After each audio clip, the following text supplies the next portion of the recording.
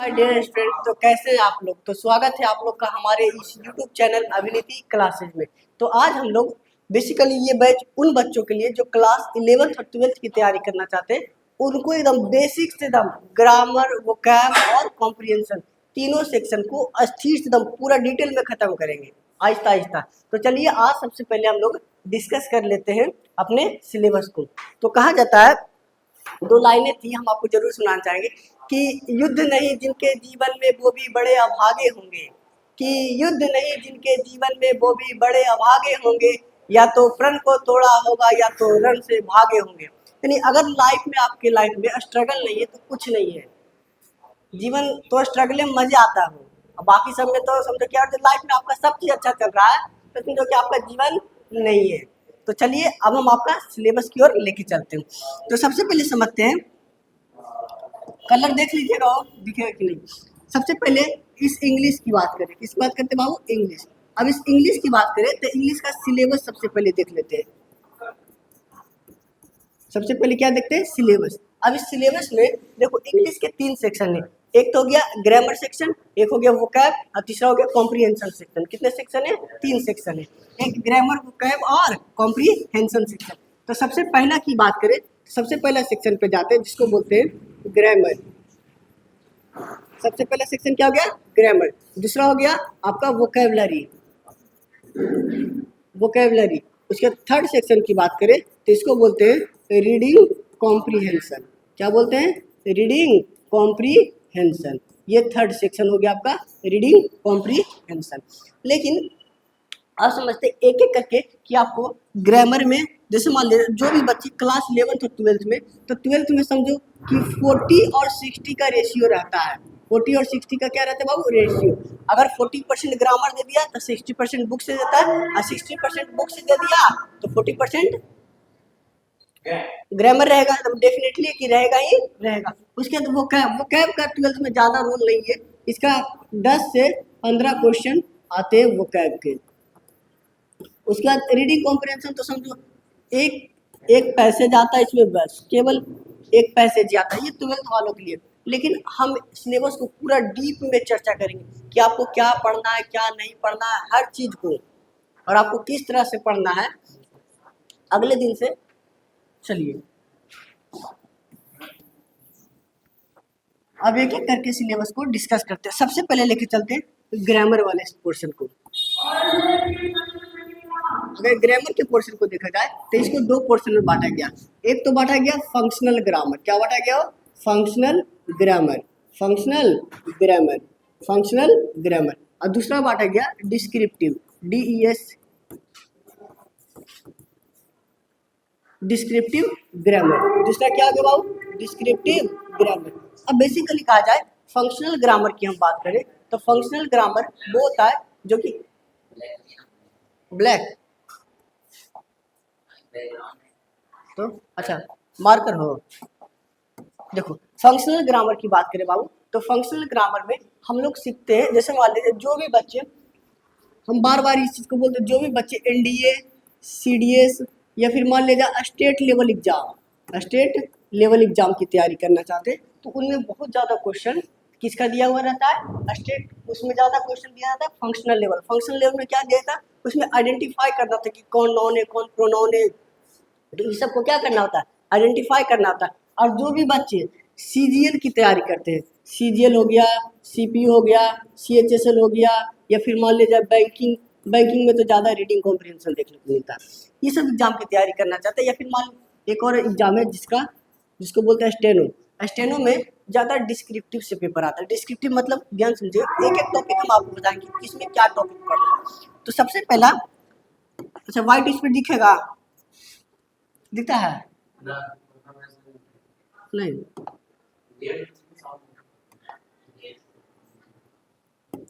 चलिए देखिए सबसे पहले फंक्शनल ग्रामर को पढ़ते हैं। किसको पढ़ते बाबू, फंक्शनल। क्या पढ़ते हैं, फंक्शनल ग्रामर, फंक्शनल ग्रामर। अगर फंक्शनल ग्रामर की बात किया जाए तो सबसे पहले फंक्शनल ग्रामर में आपको पढ़ना है जिसको बोलते हैं पार्ट्स ऑफ स्पीच। क्या बोलते हैं बाबू, parts of speech, parts of speech. तो बताइएगा पार्ट्स ऑफ स्पीच की बात करें तो पार्ट्स ऑफ स्पीच संख्या में कितना होता है, 8 कितना होता है बाबू? 8। अब इस 8 की बात करें तो आठों को एक बार मेरे साथ साथ बोलिएगा। ऐसा नहीं कि हम कैमरे के सामने पढ़ा रहे हैं, आपको इस तरह से फील होना चाहिए जैसे कि हम आपके सामने पढ़ा रहे हैं ऑफलाइन क्लास में, ऐसा फील होना चाहिए। पहला बोलिएगा मेरे साथ साथ, नाउन, प्रोनाउन, उसके बाद adjective, verb, adverb, preposition, conjunction, interjection और 8 तो हो गया। चलिए एक एक करके इसमें 8 पढ़ना है। पहला हो गया आपका नाउन, दूसरा हो गया आपका प्रोनाउन, और थर्ड हो गया आपका एडजेक्टिव। अच्छा देखिएगा, इसको एडजेक्टिव पढ़ा जाता है ए और जे के बीच में। अगर मान लीजिए ए और जे के बीच में, यहाँ बता दें, ए और जे के बीच में जैसे डी साउंड आता है तो इस डी साउंड को नहीं पढ़ा जाता है, इसलिए इसको पढ़ते हैं एडजेक्टिव। जैसे आपके सामने एक शब्द लिखते हैं, इसको लिखते हैं, इसको पढ़ के सुनाइए, एडजस्ट नहीं, इसको पढ़ा जाता है एडजस्ट। क्या पढ़ा जाता है? एडजस्ट। क्या पढ़ा जाता है? एडजस्ट। तो ध्यान समझिए एडजेक्टिव। फोर्थ नंबर में आप क्या आपका वर्ब, क्या हो गया बाबू? वर्ब। उसके बाद फिफ्थ नंबर में आ गया एडवर्ब। फिफ्थ में क्या आ गया? एडवर्ब। सिक्स में आ गया प्रीपोजिशन, प्रीपोजिशन। सेवन नंबर में आ गया आपका कंजंक्शन। सेवन नंबर में क्या आ गया बाबू? कंजंक्शन। एट नंबर, 8 नंबर में देखा जाए तो 8 नंबर में हो गया आपका इंटरजेक्शन। अच्छा इसको पढ़ते इंटरजेक्शन। क्या पढ़ते बाबू? इंटरजेक्शन। इंटरजेक्शन क्या लिखो? इंटरजेक्शन। कोई आदमी बोल देता है इंटरजंक्शन। जंक्शन की बात करें तो जंक्शन में यू हो जाता है यहाँ पे, जबकि क्या होता है? ई होता है। इंटरजेक्शन। तो ये 8 पार्ट्स ऑफ स्पीच रहे। इसमें एक दो टॉपिक और ऐड किया जाता है। जैसे पहला 9 नंबर में कुछ पढ़ा जाए, पहले ये इसी का पार्ट था जिसको बोलते हैं आर्टिकल। क्या बोलते हैं बाबू? आर्टिकल। आर्टिकल को ही DETERMINER, डिटरमिनर भी बोलते हैं। क्या बोलते हैं? डिटरमिनर। क्या बोलते हो? डिटरमिनर। अच्छा चलिए अब इतना एक बार देख लीजिए, ये रह गया आपका फंक्शनल ग्रामर। अब फंक्शनल की बात करें तो फंक्शन मतलब होता है काम। फंक्शन मतलब क्या होता है? काम। अब कोई भी चीज क्या है उससे पता नहीं चल रहा है कि फंक्शन है। जैसे मान लीजिए हम आपको पेन दे, क्या दे बाबू? पेन। अच्छा पेन का फंक्शन क्या है? लिखना। पेन का फंक्शन क्या है? बोलिएगा क्या है? लिखना। अच्छा लिखना है, क्या इसका काम केवल लिखना ही है? अच्छा देखते हैं बचपन में क्या करते थे। मान ले जाए आप पढ़ रहे हैं, आप पढ़ रहे, आपको पीछे से बार बार क्या कर रहे हैं? टंग कर रहे हैं। क्या कर रहा है? टंग कर रहा है। और आपने चुन में आके क्या कर दिया? पेन से इसको मार दिया। तो आपने इसको किस रूप में यूज किया? एज अ वेपन, हथियार के रूप में। किसके रूप में? हथियार के रूप में। तो ये डिपेंड कर रहा है, जैसे मान लीजिए आपको पेन दिया गया तो आप पे डिपेंड कर रहा है कि आपका यूज कैसे कर रहे हैं। उसी तरह से कोई भी वर्ड है, जैसे मान लिया मैंने आपके सामने लिखा, एक वर्ड लिखा लव, तो बताओ लव का पार्ट ऑफ क्या है? तो आपका लव वर्ब है। लेकिन ये हम ऐसे नहीं बोल सकते, जब तक कि इसको सेंटेंस में यूज करके नहीं देता तब तक कि हम बता ही नहीं सकते कि ये वर्ब है कि नाउन है कि प्रोनाउन है, एडजेक्टिव है। सारा खेल यूज का, सारा खेल किसका है? यूज का। जैसे आपको मान ले जाए, आप इमेजिन करो आपको चाकू दे दिया जाए। क्या दे दिया जाए? चाकू। अब चाकू दे दिया जाए तो डिपेंड कर रहा है आप पे न हो कि आप उस चाकू का यूज कैसे कर रहे हैं, सब्जी काटने के लिए कि किसी का गला रेतने के लिए। वो आप पे डिपेंड कर रहा है। किस पे डिपेंड कर रहा है? आप पे। उसी तरह से जितने भी वर्ड लिखाए गए यानी पार्ट्स ऑफ स्पीच, इन सभी का डिपेंड करता है यूज पे। क्या करता है? यूज पे। इसका यूज कैसे कर रहे हैं। चलिए अब नेक्स्ट पे चलते हैं।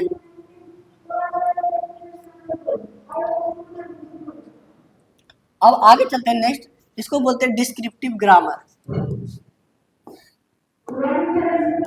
इबला देखिएगा तो चलता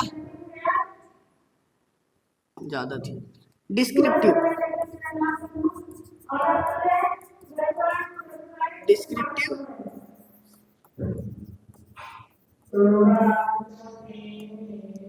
डिस्क्रिप्टिव ग्रामर। देखिए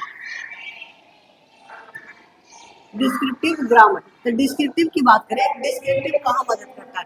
जब आप ऐसे पढ़ते, क्या पढ़ते हो? ऐसे हो गया, ऐसे राइटिंग लिखते तो उसमें आपको डिस्क्रिप्टिव मदद करता है। डिस्क्रिप्टिव मदद करता है। तो सबसे पहला टॉपिक जो पढ़ना है इसमें, देखिए सबसे पहला टॉपिक पढ़ना है टेंस। क्या पढ़ना है? टेंस। कितना दिखाई दे रहा है? क्लियर है? पहला हो गया टेंस, दूसरा हो गया आपका, इसी में पढ़ना आपको वॉइस। तीसरा टॉपिक में पढ़ना है नरेशन। फोर्थ टॉपिक में आपको पढ़ना है question tag. Question tag. Fifth में आपको पढ़ना है model axillary, model axillary. Six में आपको पढ़ना है, बेसिकली कहा जाए टेंथ में एक और टॉपिक पढ़ाया जाता है जिसको बोलते हैं कंडीशनल सेंटेंस, कंडीशनल सेंटेंस। इसी में आपको क्या पढ़ाया जाता है, कंडीशनल सेंटेंस। और सिक्स टॉपिक में आपको जो पढ़ना है इसको बोलते हैं ट्रांसफॉर्मेशन, ट्रांसफॉर्मेशन, ट्रांसफॉर्मेशन।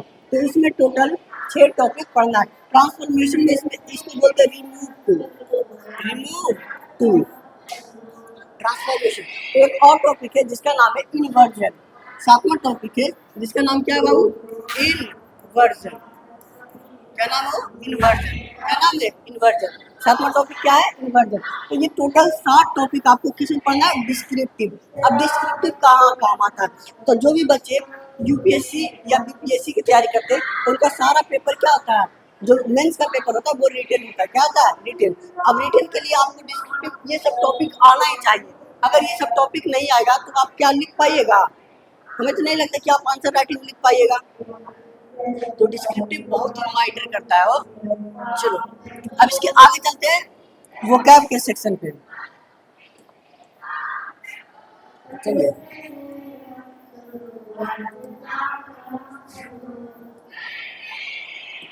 अब वोकैब के सेक्शन पे देखा जाए तो वोकैब के सेक्शन में सबसे पहले क्या क्या पढ़ना है,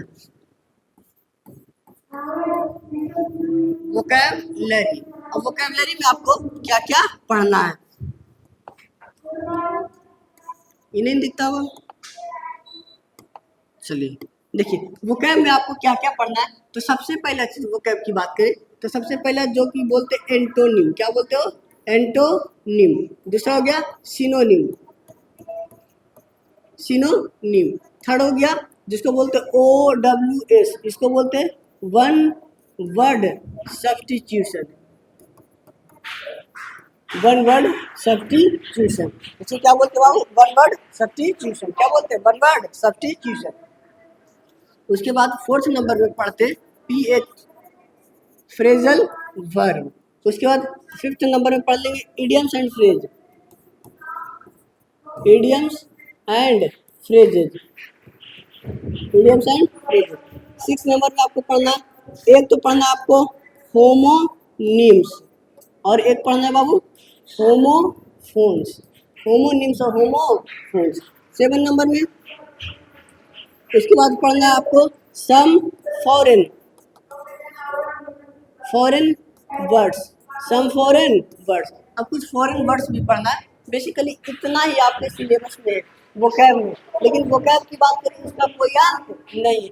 वोकैब आप जितना पढ़ोगे उतना आपको कम लगेगा क्योंकि इसका कोई अंत है ही नहीं। चलिए अच्छा इसमें एक टॉपिक और ऐड कर देते हैं जिसको बोलते हैं फिक्स प्रीपोजिशन, फिक्स्ड प्रीपोजिशन। ये प्रीपोजिशन भी पढ़ाएंगे और यहाँ भी पढ़ाएंगे आपको फिक्स्ड प्रीपोजिशन, प्रीपोजिशन में भी पढ़ाएंगे लेकिन यहाँ एक अलग से ऐड किया जाता है टॉपिक को। तो इतना टॉपिक आपका किसका हो गया बाबू, ग्रामर का। देख लीजिए वोकैब का, माफ कीजिएगा।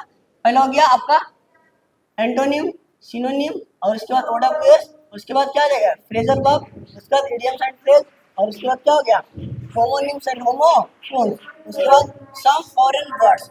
अब देखिए जब से इससे पहले एसएससी का जो वेंडर था वो TCS था। कौन था, TCS। लेकिन TCS की बात करें तो TCS जो वेंडर था वो इंग्लिश को बहुत ही आसान कर देता था, जिसमें क्या होता था बच्चा कुछ गिनल चुनल रूल है, कुछ गिने चुने रूल क्या कर लेता था, पढ़ लेता था और पढ़ के चला जाता था, उससे TCS मतलब इंग्लिश क्वालिफाई कर जाता। लेकिन जो नया वेंडर आया है एडिक्विटी, एडिक्विटी जो नया वेंडर आया है, एडिक्विटी जो नया वेंडर आया है इसने इंग्लिश के लेवल को अप कर दिया है। यानी अब जो बच्चा जो केवल रूल पढ़ के चल जाता था और हो जाता था, लेकिन अब होगा नहीं क्योंकि इसने इंग्लिश के लेवल को सबसे ज्यादा काम किया है। तो किस पे काम किया है, रीडिंग कॉम्प्रीहेंशन पे, रीडिंग कॉम्प्रीहेंशन पे। यानी सबसे ज्यादा इसने काम किस पे किया है, रीडिंग कॉम्प्रीहेंशन। अगर ग्रामर में भी देखा इस तरह से क्वेश्चन जिसके कि आपको ना तो सर पता चलेगा ना तो पैर पता चलेगा। तो इसके लिए आपको एक ही चीज करना होगा, आपको प्रतिदिन प्रैक्टिस करना होगा। कहा गया the more you practice the more you learn, यानी आप जितना ज्यादा प्रैक्टिस करिएगा आप उतना ज्यादा क्या होइएगा, सीखिएगा। तो जो आपको सीखना है तो सीखने का एक ही मूल मंत्र है प्रैक्टिस, जितना ज्यादा करेगा बाबू उतना इम्प्रूवमेंट होगा।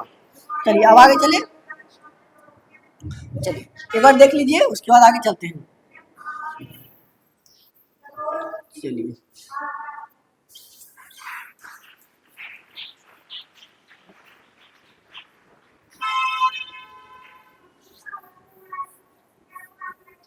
अब एक सेक्शन बच गया जिसको बोलते हैं रीडिंग कॉम्प्रीहेंशन। क्या बोलते हैं बाबू? इसको बोलते हैं रीडिंग कॉम्प्रीहेंशन। इसको क्या बोलते हैं बाबू? Reading comprehension. Reading comprehension, reading comprehension की बात करें तो इसके तीन दायरे हैं। कितने दायरे हैं बाबू? तीन। सबसे पहला हो गया रीडिंग पैसेज। पहला क्या हो गया? Reading passage. पहला क्या हो गया? इसको बोलते हैं रीडिंग पैसेज, रीडिंग पैसेज। दूसरा हो गया, इसको बोलते हैं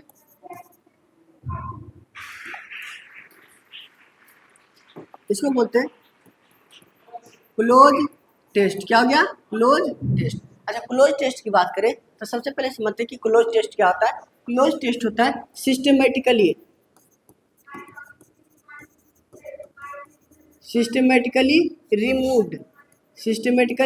रिमूव्ड वर्ड। यानी कहा जाता है बाबू ये एक पैसेज ही होता है। ये क्या होता है? पैसेज ही होता है। देखिए मान लिया जाए, आप इमेजिन करो ये पैसेज है। क्या बाबू? इमेजिन करो कि ये हम पूरा एक पैसेज लिखे हुए, एक क्या लिखे हुए? पैसेज। अब देखिए, अब ये चलिए देखा जाए क्लोज टेस्ट की बात करें तो ये एक प्रकार का पैसेज होता है। इसको क्या बोलते हैं? सिस्टमेटिक।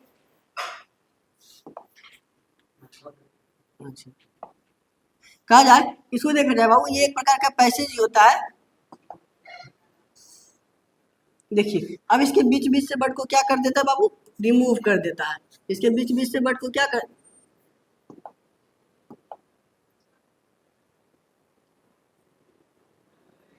पूरा रिमूव हो जाता है। अच्छा चलिए भाई, इसको फिर से हम एक बार अच्छी कर देते। देखिए बेसिकली पैसेज की बात करें तो पैसेज अपने आप में रीडिंग जो क्लोज टेस्ट होता है वो अपने आप में एक पैसेज ही होता है। देखिए ये एक प्रकार का पैसेज ही होता है, लेकिन इसमें क्या करता है? बीच बीच से वर्ड को क्या कर देता है? रिमूव कर देता है। मान लीजिए ये 1 नंबर हो गया, 2 नंबर, 3 नंबर, 4 नंबर, इस तरह से 5 नंबर। और मान लीजिए ये 1 नंबर है तो इसके लिए option A B C D इस तरह से क्या कर देते हैं बाबू? 4 ऑप्शन दे दिया जाता है। मतलब अब इसमें जो रीडिंग कॉम्प्रिहेंशन की बात करें इसको थोड़ा सा हम एक्सप्लेन करेंगे, थोड़ा देरी में रुक जाइए। चलिए अब इसके आगे चलते हैं। अब थर्ड की बात करें तो जो थर्ड पोर्शन है इसका, जिसको बोलते हैं रीडिंग कॉम्प्रिहेंशन हो गया, रीडिंग पैसेज हो गया, उसके बाद इसको बोलते हैं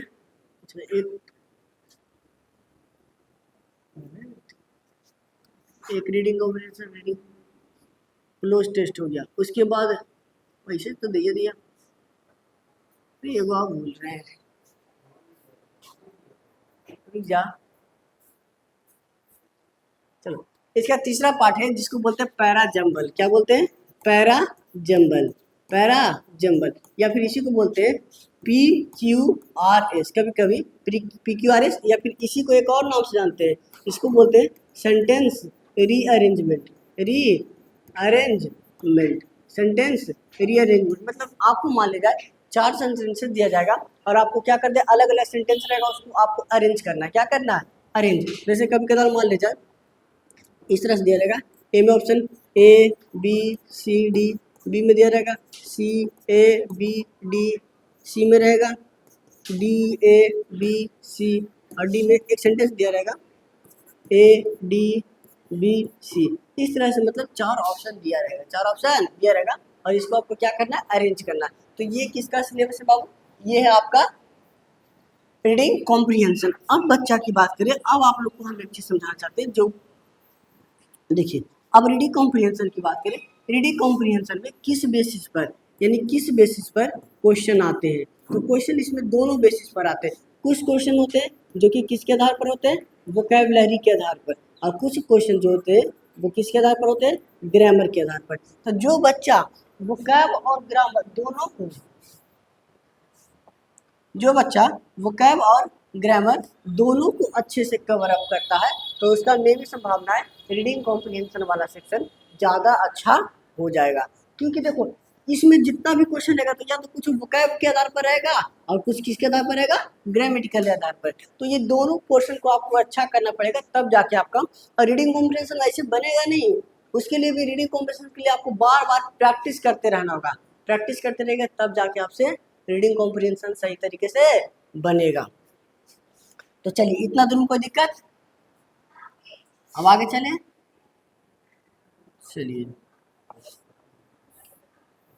चलिए ठीक है, अभी कर दो।